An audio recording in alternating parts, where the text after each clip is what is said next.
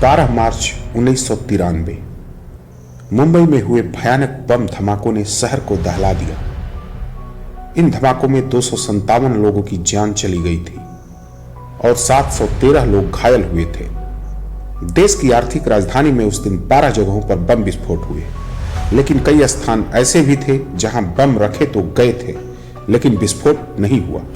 इन्हीं में से एक स्थान था दादर के नायगांव क्रॉस रोड पर स्थित एक डॉक्टर की क्लिनिक। 12 मार्च को हुए धमाकों के चलते पूरे शहर में दहशत का माहौल था। कई लोगों ने अपनी दुकानें, ऑफिस और क्लिनिक भी बंद कर दी थी। संबंधित डॉक्टर ने 13 मार्च को भी अपनी क्लिनिक नहीं खोली। 14 मार्च को जब वह अपनी क्लिनिक पहुंचे तो उन्होंने बाहर एक लावारिस बजाज स्कूटर देखा। कुछ अजीब महसूस होने पर उन्होंने तुरंत पुलिस के 100 नंबर पर कॉल किया। सूचना मिलते ही माटुंगा पुलिस और बम निरोधक दस्ते की टीम मौके पर पहुंच गई। जांच में स्कूटर की डिक्की में एक काला चिपचिपा पदार्थ मिला जो संभवतः RDX था।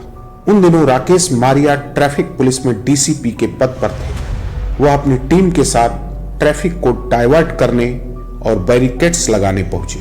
बम निरोधक दस्ते ने विस्फोटक को निष्क्रिय किया। इसके बाद स्कूटर को माटुंगा पुलिस स्टेशन में ले जाया गया और ट्रैफिक को पुनः सामान्य कर दिया गया। दोस्तों, राकेश मारिया ने अपनी किताब लेट मी से इट नाउ में इस महत्वपूर्ण घटना का जिक्र किया है और उन्होंने यह बताया कि एक चाबी जिसका नंबर 449 था, इस चाबी से कैसे ओपन हुआ था 1993 बम ब्लास्ट का केस, जिसमें 257 लोगों की जान गई थी और 713 लोग घायल हुए थे। उस समय राकेश मारिया ट्रैफिक पुलिस में DCP के पद पर तैनात थे। उन्हें वायरलेस पे संदेश मिला कि मुंबई पुलिस कमिश्नर ने तुरंत अपने चैम्बर में बुलाया है।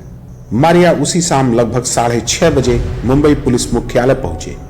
पुलिस कमिश्नर अमरजीत सिंह सामरा के केबिन में पहले से ही मुंबई क्राइम ब्रांच के तत्कालीन प्रमुख MN सिंह मौजूद थे। सामरा और सिंह ने बम धमाकों और उसके बाद के हालात पर मारिया से विस्तार से चर्चा की। फिर सामरा ने सीधा और स्पष्ट कहा कि हमने फैसला किया है कि इस केस की जांच तुम करोगे। यह केस डिटेक्ट करने की जिम्मेदारी अब तुम्हारी है। सामरा ने उन्हें यह भी कहा कि तुम अपनी पसंद की टीम खुद चुनो और तुरंत जांच शुरू कर दो। यह जिम्मेदारी न केवल चुनौतीपूर्ण थी बल्कि शहर को न्याय दिलाने की दिशा में एक महत्वपूर्ण कदम भी। मारिया माहिम ट्रैफिक चौकी पहुंचे और अपनी टीम को बुलाकर मीटिंग की। उन्होंने पुलिस कंट्रोल रूम से 12 मार्च के ब्लास्ट से जुड़ी असामान्य रिपोर्ट्स पता करने को कहा। 14 मार्च की रात 9:30 बजे कंट्रोल रूम ने जानकारी दी कि भांडुप में एक गाड़ी संदिग्ध हालत में मिली थी जिसे उसमें बैठे लोग छोड़कर भाग गए थे।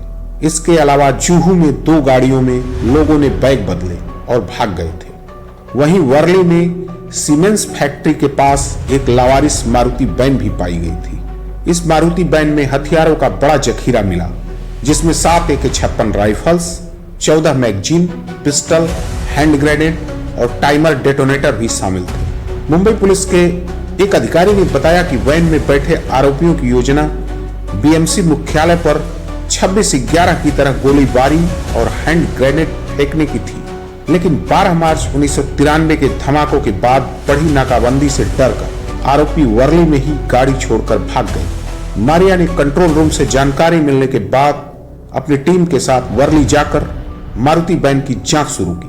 पता चला कि वैन रूबीना मेमन के नाम पर रजिस्टर्ड थी जिसका पता माहिम की अल हुसैनी बिल्डिंग था। मारिया ने खबरियों से मेमन परिवार के बारे में जानकारी जुटाई और पहली बार टाइगर मेमन का नाम सुना जो बड़ा स्मगलर और दाऊद इब्राहिम का सहयोगी था। अल हुसैनी बिल्डिंग में मेमन के घर की तलाशी के दौरान मारिया को बजाज स्कूटर की 449 नंबर वाली चाबी मिली।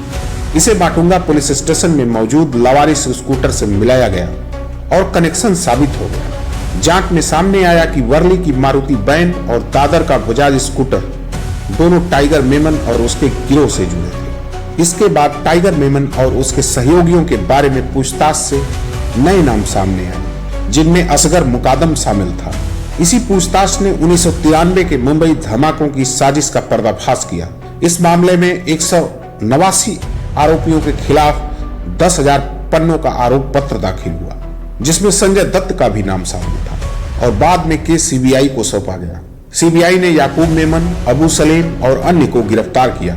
100 से ज्यादा आरोपियों को सजा हुई और 2015 में याकूब मेमन को फांसी दी गई। इस केस को सुलझाने वाले राकेश मारिया 22 साल बाद याकूब की फांसी के दिन मुंबई के पुलिस कमिश्नर थे। दोस्तों, आज की कहानी कैसी लगी? अगर अच्छी लगी तो हमारे चैनल क्राइम वर्स को सब्सक्राइब व लाइक जरूर करिएगा। धन्यवाद।